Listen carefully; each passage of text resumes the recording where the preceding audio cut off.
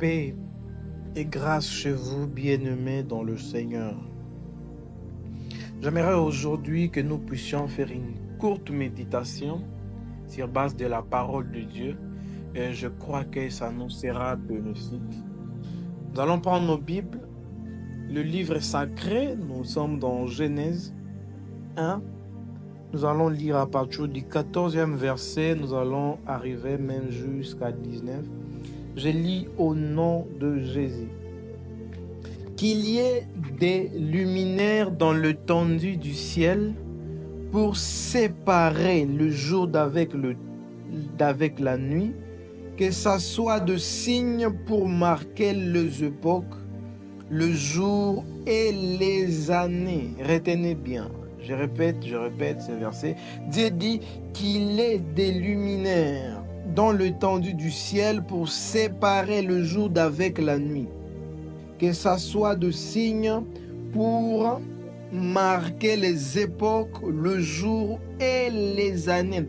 Et qu'ils servent de luminaire dans l'étendue du ciel pour éclairer la terre. Et cela fut ainsi.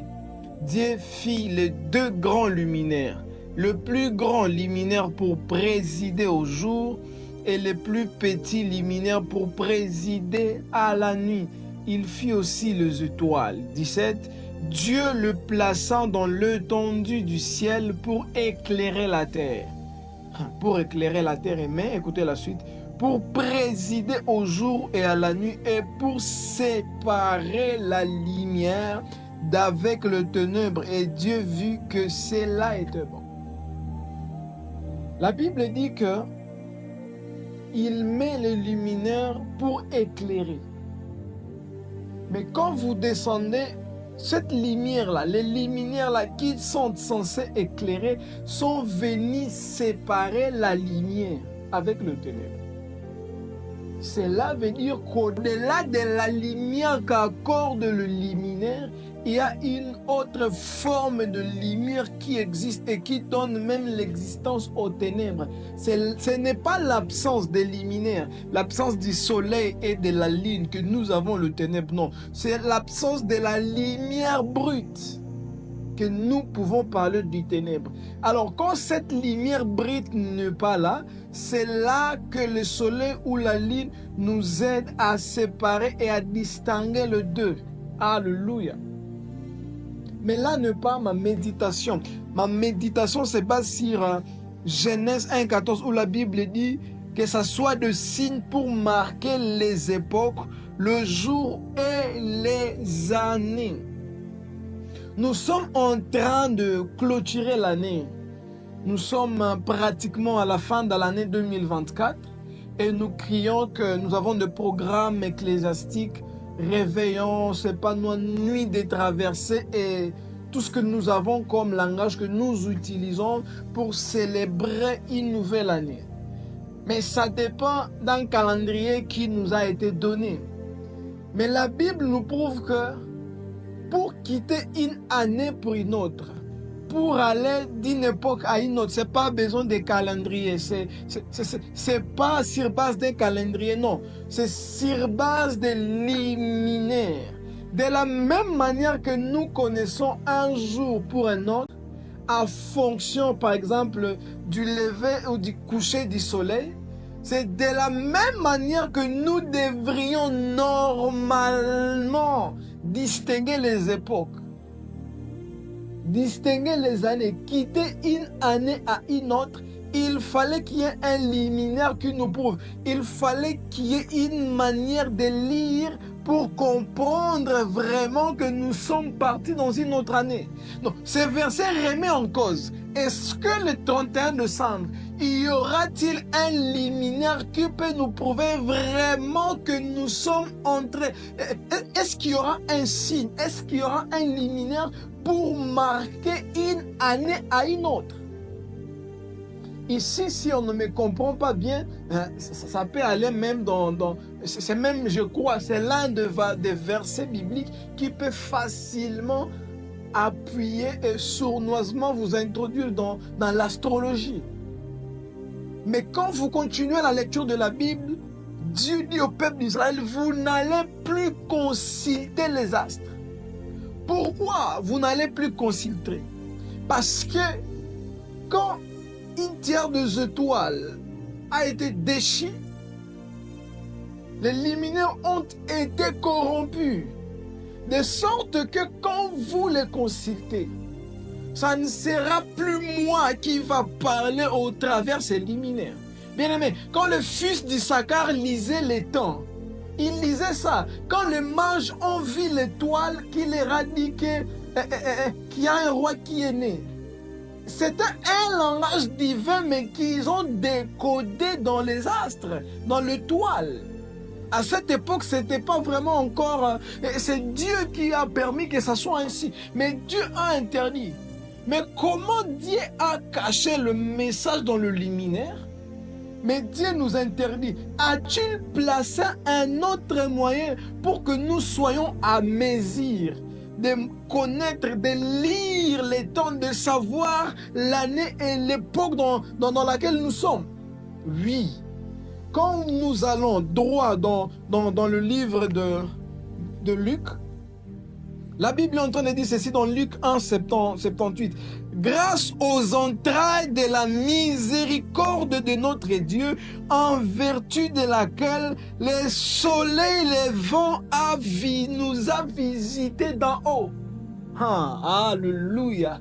Le soleil levant nous a visités d'en haut. Quand vous lisez Apocalypse 22, 6, la Bible est en train de dire, je suis Jésus, j'ai envoyé mon ange. Et j'aime la fin, il dit, l'étoile brillante du matin. J'aime la version Big comme il dit, je suis l'étoile brillante matinale. Bien-aimé dans le Seigneur, quand Dieu a interdit qu'on lise les luminaires, c'est parce qu'il prévoyait les luminaires des luminaires. Qui est ce luminaire? Il s'appelle Jésus, le soleil levant, l'étoile brillante matinale. Alléluia. Normalement, pour savoir si on est parti d'une année à une autre, c'est pas question du 31 décembre, non. C'est question de voir le signe qui est Jésus, de fixer notre regard droit sur Jésus. Potoyeba, si nous sommes quittés d'une année à une autre, c'est pas question de crier bonne année, joyeux Noël. On fait de vœux et tout ce qui va avec. Vous pouvez passer toute une nuit en train de crier, en train de danser, de célébrer. Mais si votre regard n'est pas fixé sur les luminaires, si vous n'avez pas un signe qui vous prouve que vous êtes parti d'un an à un autre, il n'y a rien que vous avez fait. C'était juste s'amuser, c'était juste pour vous l'occasion de prendre de l'air. Si on doit parler réveillant, cela veut dire qu'on doit être dans un moment, on doit être dans un programme hautement spirituel où les hommes, femmes de Dieu, leurs yeux spirituels ont eu la capacité de s'ouvrir de telle sorte que les regards est droit fixé sur Jésus, comme Paul est en train de dire, c'est lui qui est le chef, le producteur et le consommateur de notre foi. Notre regard doit être droit fixé sur notre luminaire afin que nous sachions dans quelle époque nous sommes, dans quelle année nous avons entré. Arrêtez d'aller bêtement, aveuglément dans des cérémonies ecclésiastiques parce que nous sommes le 31 décembre. Non, ça c'est les Romains. Mais d'ailleurs, quand on parle de l'année 2024, est-ce que Dieu connaît 2024?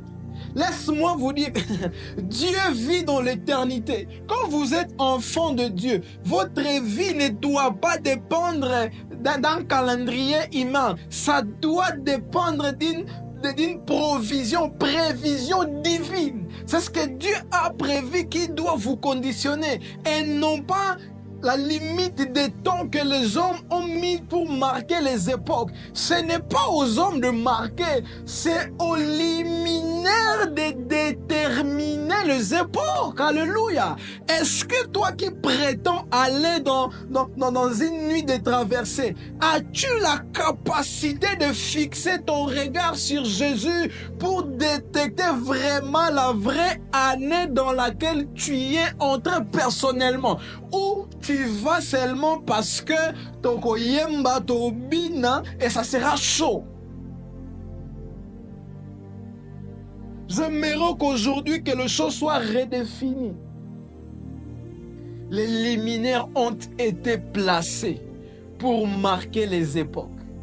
Jésus, notre soleil levant, nous a visités d'en haut. L'étoile brillante matinale, c'est lui qui détermine l'époque de nos vies. Quand vous lisez Ecclésiaste, dans Ecclésiaste 3:11, la Bible est en train de dire « Il fait toutes choses bonnes en son temps ».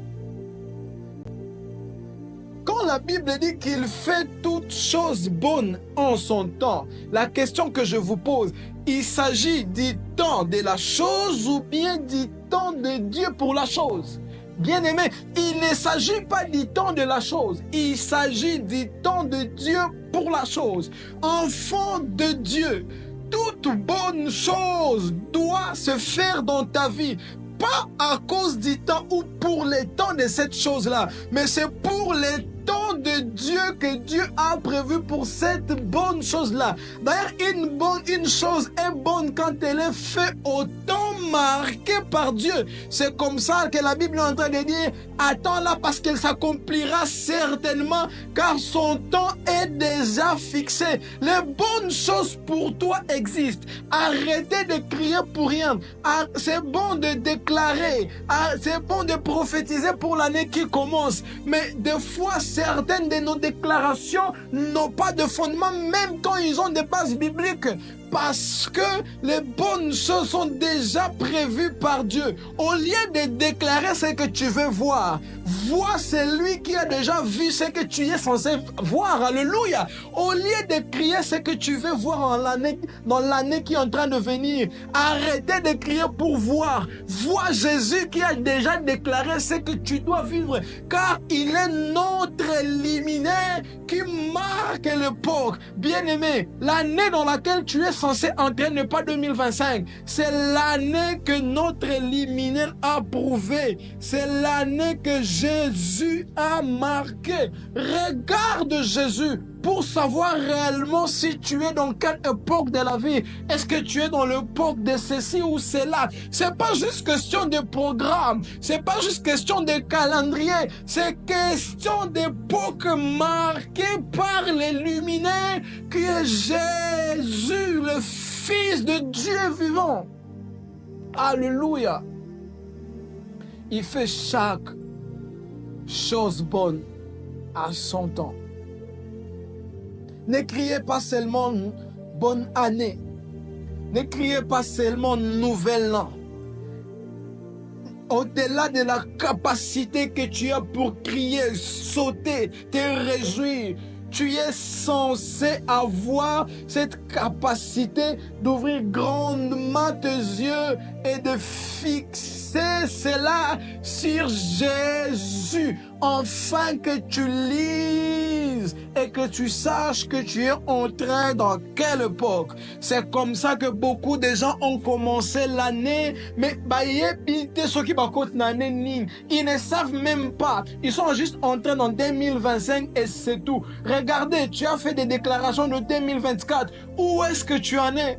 Dieu a fait grâce, tu as vu certaines petites choses. Mais si tu aurais fixé ton regard sur Jésus, tu aurais connu l'époque dans laquelle tu es entré. Ça t'aurait permis de marcher conformément au plan et à la mission de ton esprit dans ton corps.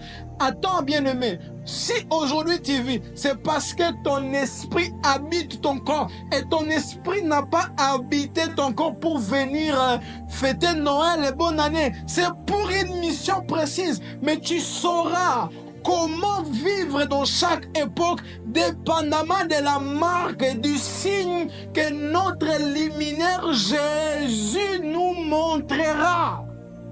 Ce n'est pas une question de marcher aveuglément.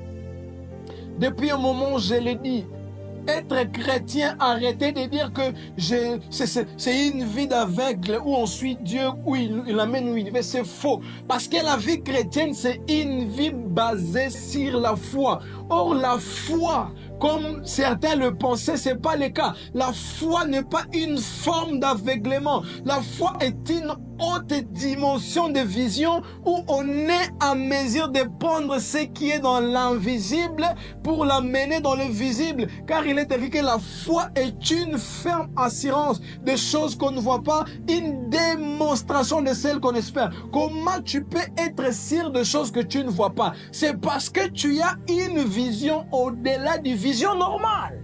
Ce n'est pas une forme d'aveuglement.